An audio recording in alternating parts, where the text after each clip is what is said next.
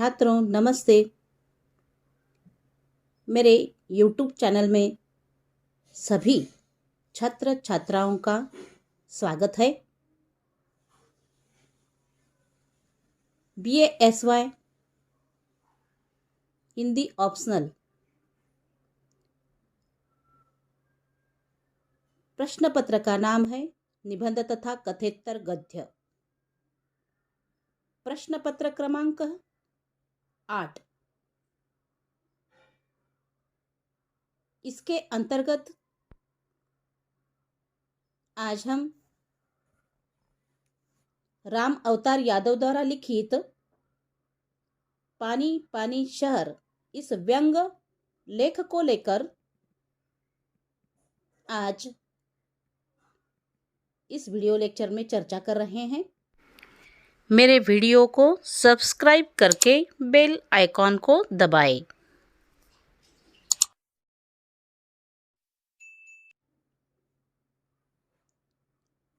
तो दोस्तों, पानी पानी शहर इस व्यंग लेख के लेखक राम अवतार यादव है। तो सबसे पहले हम राम अवतार यादव जी का परिचय देखेंगे। साहित्यकार, व्यंग्यकार और अध्यापक राम अवतार यादव जी का जन्म 8 मई सन 1965 ई को उत्तर प्रदेश के सरोज बड़ेवर केराकत जौनपुर में हुआ है। आपके पिता का नाम श्री शोभनाथ और माता का नाम श्रीमती फूलमती है। समाज में व्याप्त विसंगति, फरेब, अन्याय, अत्याचार, अंधविश्वास और परंपरा के नाम पर होने वाले गोरख धंधों को देखकर राम अवतार यादव जी का संवेदनशील मन दुखी हो उठता है। मन की यह दुखावस्था ही उन्हें सामाजिक अनुभूति की अभिव्यक्ति करने को विवश करती है। वे अपने लेखन साहित्य के माध्यम से धार्मिक पाखंडों, अंधविश्वासों, परंपराओं, सामाजिक विसंगतियों और विडंबनात्मक स्थितियों का मार्मिक और यथार्थ व्यंग्यात्मक चित्रण करते हैं। आपने विभिन्न पत्र पत्रिकाओं में वैचारिक लेख, कविता एवं व्यंग लेखन किया है।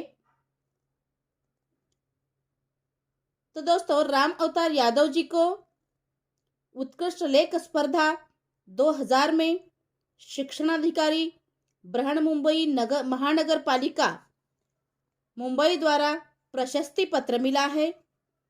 शिक्षक निबंध स्पर्धा 2002 में समन्वय संकल्प संस्था द्वारा विशेष पुरस्कार मिला है।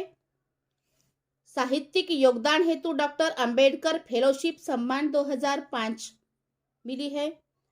भारतीय दलित साहित्य अकादमी नई दिल्ली आदि। तो राम अवतार यादव जी बृहन मुंबई महानगर पालिका शिक्षण विभाग में बतौर अध्यापक के रूप में कार्यरत है। तो राम अवतार यादव जी की रचनाएं हैं फर्श से अर्श तक, भीम दोहावली और मेरे श्रेष्ठ दलित व्यंग आदि। अन्य ग्रंथ है दलित साहित्य का सौंदर्य बोध। तो दोस्तों, इस तरह से यह रहा राम अवतार यादव जी का परिचय। तो दोस्तों, हम अब व्यंग लेख को लेकर चर्चा करेंगे। तो दोस्तों, पानी पानी शहर यह व्यंग लेख मेरे श्रेष्ठ दलित व्यंग में कुल 14 व्यंग लेख संकलित है। इसी में से एक पानी पानी शहर यह व्यंग लेख आपके लिए रखा गया है। तो दोस्तों, जो वर्तमान युगीन घटनाओं और समस्याओं को विस्तार से प्रतिबिंबित कर प्रस्तुत करता है, इसमें महाराष्ट्र राज्य की राजधानी मायानगरी मुंबई महानगर में आई नदी की भयंकर बाढ़ के दुष्परिणामों का व्यंग्यात्मक लेखा जोखा इस लेख के माध्यम से लेखक राम अवतार यादव जी हमारे सामने प्रस्तुत करने लगे हैं कि किस तरह से यह बाढ़ मुंबई जैसे महानगर के जनजीवन को बुरी तरह से प्रभावित करती है। इसका आंखों देखा हाल राम अवतार यादव जी इस लेख के माध्यम से प्रस्तुत करते हुए कहने लगे हैं कि सदी की भयंकर बाढ़, इस बाढ़ ने पूरा शहर हिलाकर रख दिया। 26 जुलाई 2005 का उषक काल, आकाश में डरावने काले घनघोर बादल। लेखक इस तरह से आंखों देखा हाल हमारे सामने इस लेख के माध्यम से रखने लगे हैं, कहने लगे हैं कि किस तरह से आकाश में डरावने काले घनघोर बादल, इमारत की पहली मंजिल, इमारत के सामने सड़क जो अभी सुनी है, पूर्वी छोर पर उत्तर से दक्षिण बड़ी सड़क से मिलकर बना तिराहा, तिराहा से पूरब के करीब 500 मीटर पर उल्लास नदी रात की भारी बारिश से भर चुकी है। यह नज़ारा मैं अपने घर से पहले मंजिले से निरख रहा हूँ। ऐसा बादल मैंने कभी अपने जीवन में नहीं देखा था। बादल का रौद्र रूप देखकर मैं अंदर से हिल गया। मैंने स्वयं बाहर जाने का कार्यक्रम रद्द कर दिया। बच्चे भी तब तक जाग चुके थे और सुबह सुबह का जो वातावरण है, जो दृश्य है, लेखक इस तरह से स्पष्ट करने लगे हैं। सुबह सुबह बच्चे भी जाग चुके थे और बच्चों को मैंने हिदायत दी कि रितेश, आशीष, आज स्कूल मत जाओ। दोनों मेरे पास बालकनी में आ गए। अभी वर्षा शुरू नहीं हुई, उससे पहले नदी का पानी बिल्डिंग के सामने आ गया। बच्चे और मैं कई बार ऐसे बाढ़ का नज़ारा देख चुके हैं। ऐसा भी देखा कि नदी का पानी आया, एक आध घंटे में पुनः वापस चला गया। सड़क के दोनों तरफ जितनी इमारतें, सबकी खिड़कियां सड़क की तरफ खुल गई। लोग बाढ़ के दृश्य को बड़ी उत्सुकता से देख रहे हैं। देखते ही देखते इस तरह से पानी घुटने के ऊपर आ गया और बाढ़ इस तरह से भयंकर रौद्र रूप धारण करने लगी। पिछली बाढ़ की तरह इस साल भी दोनों बच्चे सड़क पर चले गए।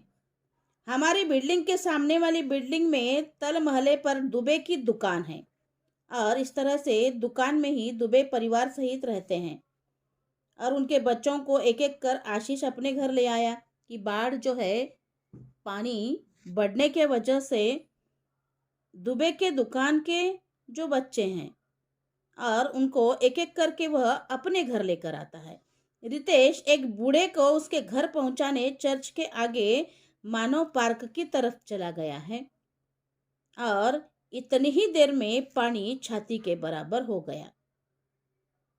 आशीष पानी की तेज धारा में एक अदनी सड़क पार करके घर नहीं आ पाया क्योंकि उसे तैरना नहीं आता था। तो इस तरह से बाढ़ जो है गंभीर रूप धारण करने लगी है और लेखक जो है डरे हुए हैं। लेखक कहने लगे हैं कि मैंने उसे, जो आशीष पानी की तेज धारा से सड़क पार करके नहीं आ रहा था क्योंकि उसको तैरना नहीं आता है, और लेखक उसको इशारे से ही दुबे की दुकान पर रुकने का संकेत देते हैं। आशीष तो आंख के सामने है और रितेश इस तरह से एक बूढ़े को उसके घर पहुंचाने चर्च के आगे मानव पार्क की तरफ चला गया था और वहां से वह नहीं आने लगा है, नहीं आ पा रहा है। पानी छाती तक चढ़ गया है और इस तरह से उसको रुकने के लिए दुबे के दुकान का संकेत वे करते हैं, किंतु पानी बढ़ने लगा। तो मुझे रितेश की फिक्र हुई। उसे भी तैरना नहीं आता है, कहाँ चला गया। पानी बढ़ता ही जा रहा था। जंगल में पानी में आए तमाम सांप बिच्छू तैरते दिख रहे थे। लेखक कहने लगे कि मैंने बालकनी से पश्चिम तरफ देखा तो सन्न रह गया। रितेश दोनों हाथ चलाते हुए डूबते उतरते पानी के सहारे किसी तरह इमारत की बाउंड्री पकड़कर खड़ा हुआ तो मुझे सांस में सांस आई कि वह किस तरह से खड़ा तो भी है, दिख तो भी रहा है। और इस तरह से लेखक आगे कहने लगे हैं कि पुनः वह दीवार पर चढ़कर आहते में कूदा। थोड़ी देर तक वह दिखाई नहीं दिया तो मैं हिल गया। उसके सिर के बराबर पानी आहते में हो गया था। समस्या थी उसे अंदर लेने की, लेकिन इमारत का मुख्य द्वार पानी से भर चुका था। अंदर आए तो कैसे आए। लेखक आगे यह जो बाढ़ का दृश्य है उसको स्पष्ट करते हुए आंखों देखा हाल बताने लगे हैं। लेखक कहने लगे हैं कि मैंने तल मंजिले के एक फ्लैट का ताला तोड़कर पानी से आधा भरे हुए हॉल में से उसे घर में घुसाया।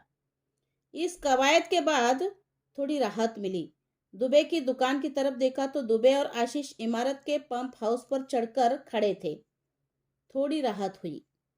दोनों दिखाई तो दिए और राहत मिली। और इस तरह से सड़क पर बाढ़ का पानी बढ़ता ही जा रहा था। उसके ऊपर भारी बरसात शुरू हो गई। इतनी मोटे बूंदे की पूछो मत, जैसे कोई ऊपर से भर बाल्टी पानी गिरा रहा है। इतने बड़े तौर पर बारिश शुरू थी। देखते ही देखते पंप हाउस भी डूब गया। मैं इसी उधेड़बुन में था कि आशीष को कैसे बचाऊं। मुझे तो तैरना आता है किंतु उसे नहीं। कैसे लेकर आऊं, कहीं दोनों डूब गए तो। और यह आशंका लेखक को होने लगी है, इसलिए वे परेशान हो गए हैं। और फिर समस्या थी कि मैं बाहर तो जा ही नहीं सकता था। मुझे बड़ी ग्लानि हो रही थी कि मेरी आंख के सामने ही वह डूब जाएगा। मैं कुछ नहीं कर पा रहा हूँ। वह क्षण अवर्णनीय है। इतनी भयंकर बाढ़, इतनी भयंकर बुरी कंडीशन केवल महसूस किया जा सकता है। दुबे नौजवान था, लंबे कद काठी का नौजवान था। उसने हिम्मत की, वह आशीष को वही छोड़ पानी में कूदकर सामने पहली मंजिल के एक फ्लैट की तरफ गया जिसकी खिड़की में ग्रिल नहीं थी। वहां उसने एक हाथ से खिड़की को पकड़ा और दूसरे हाथ से आशीष को हाथ पकड़ा और उसे खींचकर फ्लैट में ले लिया। वही बाढ़ उतरने तक दोनों इमारत की छत पर 2 दिन बिना खाए ही रहे। तो इस तरह से ऐसी बाढ़, भयानक बाढ़, और इस तरह से समस्याओं का जो सामना है किस तरह से मुंबई में मायानगरी में करना पड़ रहा था, यह लेखक इस लेख के माध्यम से स्पष्ट करने लगे हैं। बाढ़ का पानी निरंतर बढ़ता ही जा रहा था। तल मंजिला डूबा, पहला मंजिला डूबा। लोगों ने दूसरे मंजिले पर शरण ली। जो जहां था वही फ्रीज हो गया। पूरा शहर पानी से भर गया। जो सुबह घर से निकल चुका था वह स्टेशन पर ही फंस गया। यह था इस प्रलयंकारी बाढ़ का पहला एपिसोड। तो इस तरह से इस लेख के माध्यम से बाढ़ का जो है वर्णन लेखक एक एक करके एक एपिसोड के माध्यम से हमारे सामने स्पष्ट करने लगे हैं। बाढ़ का दूसरा एपिसोड शुरू होता है। जो जहां था वही उसने पास की इमारत में शरण ले ली। कुछ पेड़ों पर चढ़कर शरण लिए हुए थे और घरों का जरूरी सामान पानी में बह बह कर जा रहा था। कहीं स्टील का डिब्बा, गैस सिलेंडर, वॉशिंग मशीन, कहीं सूटकेस और छोटे मोटे फर्नीचर भी बहते नजर आ रहे थे। लोग बाग इमारत की खिड़कियों से झांक झांक कर ललचा रहे थे, साथ ही साथ अपनी तैरते की अज्ञानता को कोस रहे थे, क्योंकि शहर के किसी भी व्यक्ति को तैरने नहीं आता था। बहुत सारे लोग तैर नहीं पा रहे थे। तैरना नहीं आता था। और इस तरह से चालों में रहने वाले लोग अपने पतरे वाली छत की शरण में गए। ऊपर से वर्षा का पानी, औरत बच्चों के साथ लोग जान बचाने की फिराक में पड़ रहे थे। जो लोग दूसरों के यहाँ सामान सहित ठहरे थे, उनके सामान वहां भी साफ हो गए, किंतु यहाँ क्या कम था कि उन्हें शरण दी गई थी। और इस तरह से लेखक यह जो बाढ़ है और किस तरह से भयानक रूप धारण कर रही थी, और उसको आगे लेखक इस लेख के माध्यम से स्पष्ट करते हुए कहने लगे हैं कि एपिसोड का अगला भाग उल्लास नदी के किनारे दुबे बाग है।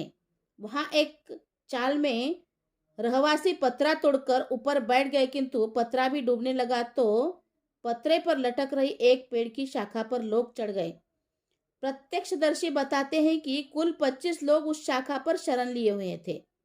शुक्र है उस शाखा ने धोखा नहीं दिया, वरना 25 लोग डूब जाते। आगे लेखक स्पष्ट करने लगे हैं कि उल्लास नदी के उस पार तबेले हैं। तबेले की चालों में पानी भरने लगा तो लोगों ने भैंसों को खोल दिया और स्वयं पहाड़ की और सुरक्षित स्थान पर चले गए। चालों में पानी भरने लगा तो एक जागरूक नौजवान परदानशीन, जो उसी साल गांव से आई थी, से कहने लगा, भाभी बाहर आओ। घूंघट से ही वह ज्योतिषियों की भाषा में बोली, ऐसन बाढ़ बहुत देखे हुई। कुछ देर बाद ही जो साड़ी वह पहने थी, उसी साड़ी से खींचकर उसे इमारत पर चढ़ाना पड़ा। तो इस तरह से बाढ़ के कारण किस तरह से परेशानियां हुई है, या बाढ़ के कारण किस तरह से समस्याएं निर्माण होती गई, इसको लेखक एपिसोड के माध्यम से बताने लगे हैं। और एपिसोड का अगला सीन 80 साल के भोला ने तो किसी की नहीं सुनी। कहने लगे, इतनी उम्र हो गई यहाँ बाढ़ नहीं आई। उलट अपना टीन वाला बक्सा लेकर भाग रही पतोहू को डांटते हुए बोले, चल खोली में यहाँ बाढ़ नहीं आएगी। किंतु दूरदर्शी पतोहू पहाड़ी की तरफ भाग निकली। बेचारे भोला ने जल समाधि ले ली। तो इस तरह से भोला के साथ ऐसे हुआ, और पर्दानशीन नौजवान के साथ इस तरह से प्रसंग घटित हुआ। और इस तरह से अगले एपिसोड का नेक्स्ट सीन मिलिए शर्मा जी से। लेखक कहने लगे हैं, वह अपने सैलून का शटर बंद करके बाढ़ रोक रहे थे। पानी अधिक भरने के बाद शटर खोलने लगे तो शटर खुला ही नहीं। तो क्या शर्मा जी गए? नहीं नहीं भाई, कुर्सी पर चढ़कर छत से लटक रहे, पंखे को पकड़कर पूरी रात लटके रहे। बाढ़ का शुक्र कहे 1 फीट छत डूबने से रह गई। इसके बाद पानी उतरने लगा। सुबह तक पूरा पानी उतर गया। शर्मा अड़ोस पड़ोस में सबसे मिलकर दुआ सलामते फिर रहे थे और सबसे अपने बच जाने का संतोष व्यक्त कर रहे थे। तो इस तरह से शर्मा जी की हालात जो है किस तरह से हुई, रात भर पंखे से लटक कर रहना पड़ा, यह बात लेखक इस व्यंग लेख के माध्यम से स्पष्ट करने लगे हैं। और इस तरह से लेखक आगे व्यंग के साथ एपिसोड का अगला सीन स्पष्ट करने लगे हैं। लेखक कहने लगे हैं कि मेरी बिल्डिंग के ठीक सामने दाई और एक बंगला है। एक बूढ़ी माँ, बहू बेटा और एक पोता, 4 लोगों का परिवार रहता है। बाढ़ की पहली रात दिन मंगलवार ठीक 12 बजे उनकी छत डूबने लगी। बंगले के पास वाली इमारत जिसमें आशीष शरणार्थी था, उसमें एक मोटी रस्सी से इमारत वालों ने उन्हें बचाया। जान बचाने की हड़बड़ी में वे चेन से बंधे अपने पालतू कुत्ते को खोल नहीं पाए। अपनी नित्य सुरक्षा करने वाले कुत्ते को असुरक्षित छोड़ दिया। यह तब महसूस हुआ जब वह गले भर पानी में डूबने लगा। उसकी चित्कार से उस अंधेरी काली वर्षा बीतती रात में जो भयानक दारुण और डरावना माहौल बना, उससे पूरा रमेशवाड़ी हिल गया। तो एपिसोड का आखिरी सीन व्यंग के साथ लेखक स्पष्ट करते हुए कहने लगे हैं कि मंगलवार रात और बुधवार सुबह और बुधवार रात तक बाढ़ बनी रही। इस तरह से गुरुवार सुबह सड़क पर खड़ा 20 फीट पानी उतर गया और इस दरमियान सरकारी सुविधाएं फैल रही। न बिजली न पानी, फोन व्यवस्था डेड थी। किसी किसी के पास पीने का पानी भी नहीं था, कुछ के पास राशन भी नहीं था। जिसके पास राशन था वह सब पानी में डूब गया। दुकान में कीचड़ भर गया, सड़क पर कीचड़ जमा हो गया। दुकान से घरों से लोगों ने साफ सफाई करके अनाज फर्नीचर सड़कों पर इकट्ठा कर दिए। एक अजीब दृश्य उत्पन्न हो गया। गुरुवार की सुबह आवागमन जारी हुआ। कीचड़ भरी सड़क पर सरकारी गोताखोर कंधे पर रस्सियां रखे दिखाई देने लगे। बचाएं किसको? पानी तो उतर चुका था। यहीं से सरकारी राहत का श्री गणेशा होता है। और इस तरह से एक दिन 5 किलो गेहूं, दूसरे दिन चावल, तीसरे दिन रॉकेल प्रति व्यक्ति प्रति परिवार में के जमा हिसाब से वितरित किया गया। शहर में न बिजली नहीं, नल में पानी। सरकार राशन देकर हमें और परेशानी में डाल दिया। गेहूं खाए तो कैसे, चावल पकाए तो कैसे। खैर, सभी पीड़ित अपने पड़ोसियों संबंधियों से जरूरी चीजों का आदान प्रदान कर काम चला रहे थे। और इस तरह से स्वयंसेवी संस्थाएं पुराने नए कपड़े, पीने का पानी, बच्चों के लिए दूध तथा खाने के लिए खिचड़ी बांटने लगी। लोग अकालग्रस्त की तरह लंबी लंबी लाइनें लगाकर खाने पीने की जरूरी सामान ले रहे थे। और इस तरह से बाढ़ में डूबे प्रभावित पीड़ित जो परिवार थे, वे सब अपने आशियाने को पुनः खड़ा करने में तल्लीन थे। अब प्रभावित बचे हुए लोग कतार में पहले खड़े होकर राहत सामग्री साफ कर रहे थे। इसी कारण वे लोग फुर्सत में थे। वही फुर्सत वाले लोग प्रभावित पीड़ित लोगों को आकर बता रहे थे कि राहत सामग्री कहाँ कट रही है। और इस कालावधि में कौन राजा कौन रंक, किसी का भेद नहीं था। राहत सामग्री, पीने का पानी घर में लाने का काम बच्चे संभाले थे।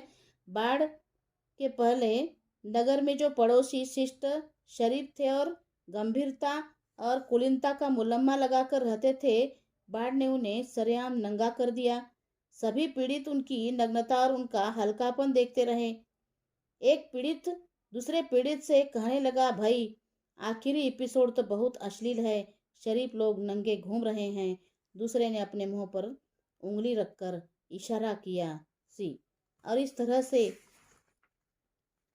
पानी पानी शहर, इस व्यंग लेख में लेखक ने 26 जुलाई 2005 को बंबई में आए जलाप्लावन की स्थिति का स्वयं लेखक ने अनुभव किया और इसी अनुभव को इस लेख में एपिसोड के माध्यम से अलग अलग दृश्यों द्वारा पेश किया है, जो बहुत ही मार्मिक और यथार्थपरक है। इमारतें एक मंजिल तक पानी में डूब गई। सड़क पर 20-20 फीट पानी खड़ा होने से लोगों को इमारतों की छतों, पेड़ों पर चढ़कर और पंखे से लटक कर अपनी जान बचानी पड़ी। न जाने कितने लोगों को जल समाधि भी मिली। परिवार का जरूरी सामान, कपड़ा लत्ता और अनाज सब पानी में बह गया। पेड़ की एक एक शाखा पर 25-25 लोगों ने किस तरह से शरण ली। कई लोग घर बार छोड़कर पहाड़ों की पनाह में चले गए। सरकार की सारी सुविधाएं बाढ़ की चपेट में तहस नहस हुई। न बिजली, न पानी, न फोन व्यवस्था। घर आशियाने बह गए। राशन पानी में डूब गया। दुकानों में पानी और कीचड़ भर गया। स्वयंसेवी संस्थाओं से राहत सामग्री लेने के लिए लंबी लंबी कतारें किस तरह से लग गई। मुंबई महानगर की इस बाढ़ से राजा और रंक सब प्रभावित हुए। और अमीर गरीब का भेद भूलकर सब राहत सामग्री की कतार में शिष्टता, शराफत, गंभीरता और कुलीनता का मुलम्मा उतार कर सरेआम खड़े हो गए। और इस तरह राम अवतार यादव जी ने मुंबई महानगर में आई भयंकर बाढ़ से दुष्प्रभावित महानगरीय जनजीवन का बहुत ही वास्तविक चित्रण इस लेख में किया है, जो अमीर और गरीब के भेद को भी भुला देता है। लेकिन मनुष्य हार मानने वालों में से नहीं है। वह कई बार उजड़ जाने के बाद भी अपनी अदम्य जिजीविषा के कारण फिर अपने आशियाने को खड़ा करता है, जैसे नीड़ का निर्माण फिर। धन्यवाद।